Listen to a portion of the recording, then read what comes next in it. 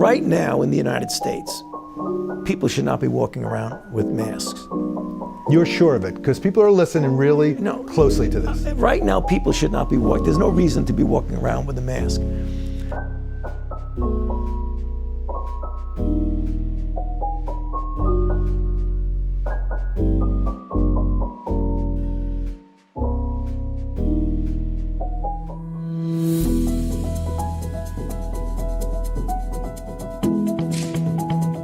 If you have cough, fever, and difficulty breathing, you should wear a mask and seek medical care. If you do not have these symptoms, you do not have to wear masks because there is no evidence that they protect people who are not sick.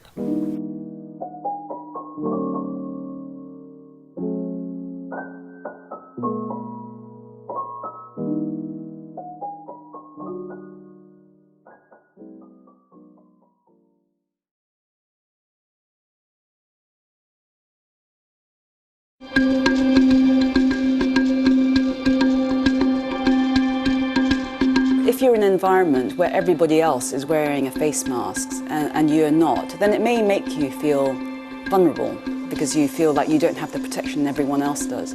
But logically, if you're not close to people, they're not coughing and sneezing on you, then a face mask isn't necessary. Let me ask you this. There seems to be two schools of thought, Doctor.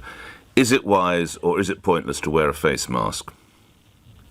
We don't recommend wearing a face mask unless you are coughing or sneezing a lot. And coughing or sneezing, I'm talking about any respiratory infection. And people misunderstand the face mask. They think the face mask is about protecting themselves. It's actually about protecting others if you are producing a lot of respiratory droplets, to put it gently. And so essentially, and one of the risks with the face mask is people struggle to wear them for long. They're very uncomfortable, and they tend to touch them a lot. And if you touch the front of your face mask and it's wet, whatever respiratory bugs you've coughed out onto your face mask will go onto your hand, and then you will put it onto other surfaces. So, no, we say yes, there's an appropriate time to wear a face mask, but generally, no, it's not necessary. What we worry about is actually the potential negative aspects of wearing masks, where people are not protecting their eyes or other aspects of where the virus could enter your body, and that gives you a false sense of confidence. But also, it increases the touching of your face. If you think about it, if you've got a mask around your face, sometimes you can't help it because you're just touching parts of your face. The other thing is the outside of the mask could be contaminated as well. So the key is hand washing, absolutely, for sure. It doesn't matter what you're doing, hand washing is really key. When you're removing a mask, in numerous infectious diseases, even in the hospital setting, we find that it's removing personal protective equipment that can actually lead to infections. So if people try to use these measures, they have to be really, really careful and wash their hands. Absolutely, that's the key. So we're also worried about the negative, potentially negative impacts. When you look at some of the masks people are wearing, you can see there is a huge range of products out there. And while they may offer some sense of security, experts warn if you wear a mask the wrong way, it could actually make you sick. When I've been walking about, I've been seeing people touching the front of the masks, adjusting the masks on their face, and then going and touching other things. What we've got to remember is that front of the mask may be picking up different pathogens. And the same goes for gloves. What they also will stop is you actually washing your hands. Justine Conway, 9 News.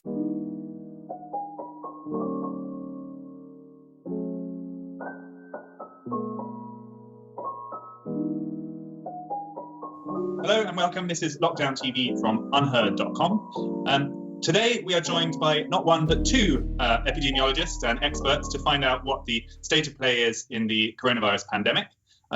First of all, we have Professor Carl Hennigan, who is the director of the Oxford University-based Centre for Evidence-Based Medicine. And also on the line down from Rome in Italy, we have Tom Jefferson, who is also an epidemiologist, part of the Cochrane Centre, which is a charity that works on improving the evidence base for medical interventions. So thank you both very much for joining us. But when it comes to non-drug interventions, things like masks, we want to throw all of the ideas of high quality evidence out the window and then use poor quality information to inform what we should do next. And that's been a persistent problem over the last 10 or 12 years, that we failed to address the deficiencies in the evidence for areas like masks and what we do in the wider community. Okay, so you brought us straight into masks there. So let me go to Tom then. You've been studying these non-medical or these physical interventions for years. What is your view of the wisdom of requiring mask use among the wider community? Specifically on masks, there is no evidence that masks, aside from people who are exposed in front line, so healthcare workers, that masks actually make any difference. But that is extraordinary in its own. But what is even more extraordinary is that what I'm describing is uncertainty. We don't know whether these things make any difference. We don't know whether they make any difference by the type of agent that we're looking at.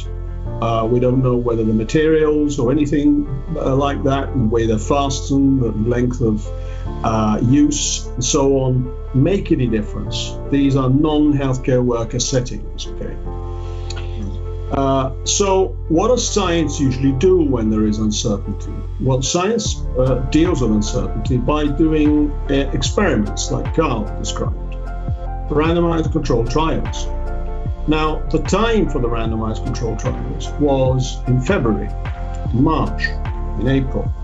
No longer now, because the viral circulation is low, and we would need huge numbers of enrollees to show to know for certain whether there was any difference with mask wearing. On masks, though, I have seen studies that have been widely shared on social media that investigate on the kind of physical level how much a mask can reduce the spread of particles, and there is evidence that masks work in that setting, isn't there? Even though there may not be evidence of the kind of sort of controlled sample style.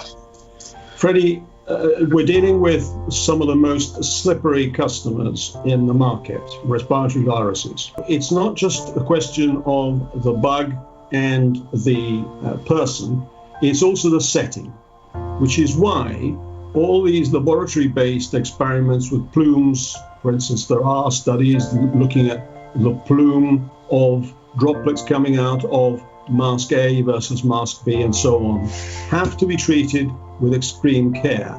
What we really should be doing is our experiments, trials in the population. And we have to do them when there's virus circulating. But isn't it a matter of common sense at all? I mean, do you believe that wearing a face covering reduces the amount that a respiratory virus can be transmitted, even though you may not have a population-wide study to prove it? The problem with that particular belief is that the one arm of a randomized controlled trial, which was published in 2015, so one section of the people who took part in the study in Southeast Asia wore cloth masks. Okay, and they found that these cloth masks not only didn't work, but actually probably saliva and secretions and the wetness made them more permeable to incoming agents. So what I'm describing really is complete uncertainty. From 24th of July in the UK, it's going to be mandatory to wear masks in shops. Would I be right in saying that you don't think that sounds like a necessary or wise step? Or? Well, look, the job of evidence-based medicine is to inform decision, not to be the decision. And this is an incredibly important point that I think a lot of people don't get when you're actually in healthcare and actually they're making decisions. So both Tom has been a general practitioner and at the weekends I still work as an urgent care GP. I use the evidence to inform you about the benefits and the harms. So the question is, if you were in policy and asked us about what are the benefits and harms, we would tell you now that there is significant uncertainty. Any evidence that you bring to the table will be mechanistic, will be weak observational evidence, which has been shown over decades to have flaws. So by all means, people can wear masks or not wear masks. Policy can make the decision, but what they can't do is say it's an evidence-based decision. All right, so hand hygiene, washing the hands, is effective either with soap or water or alcohol. The researchers note that compliance with hand washing is low because behaviors are hard to change. Skin irritation is noted as a possible side effect. And by the way, this isn't meant to be done every 14 minutes, all right? However, the benefits for this practice are fairly clear and it's worth promoting. All right, so washing our hands, which I think most people understand that after you use the bathroom, you wash your hands. After I clean the litter box in the morning, I wash my hands. I mean, most of us who are responsible do that anyway. We probably could make other people do it more. All right, face masks. Here's the deal on face masks. 10 randomized controlled trials were identified that reported estimates of efficacy for face masks in reducing lab-confirmed influenza virus from 1946 to 2018. Pooled analysis showed no benefit. I'll give you a little bit more detail here. Disposable medical masks, also known as surgical masks, are loose-fitting devices that were designed to be worn by medical personnel to protect accidental contamination of patient wounds and to protect the wearer against splashes or sprays of bodily fluids. There is limited evidence for their effectiveness in preventing influenza virus transmission either when worn by infected person for source control or worn by uninfected persons to reduce exposure. Our systematic review found no significant effective face masks on transmission of laboratory-confirmed influenza. No significant effect. All right, everybody's walking around in Ohio right now. Not everybody. Lots of people. It's 100 degrees in the shade here with high humidity, wearing these masks. No evidence. Masks or not wear masks, policy can make the decision, but what they can't do is say it's an evidence-based decision. There's overwhelming evidence. Overwhelming evidence. But what they can't do is say it's an evidence-based decision. There's overwhelming evidence. Overwhelming evidence. Wearing these masks. No evidence. Do not have to wear masks because there is no evidence that they protect people who are not sick. There's overwhelming evidence. Overwhelming evidence. No evidence. At the moment, there is precious little hard evidence that supports wearing masks. There's overwhelming evidence. Overwhelming evidence. There is no specific evidence to suggest that the wearing of masks by the mass population has any particular benefit. In fact, there's some evidence to suggest the opposite. There's overwhelming evidence. Overwhelming evidence. There is no specific evidence. Overwhelming evidence. There is no specific evidence. Overwhelming evidence. There is no specific evidence. But what they can't do is say it's an evidence-based decision.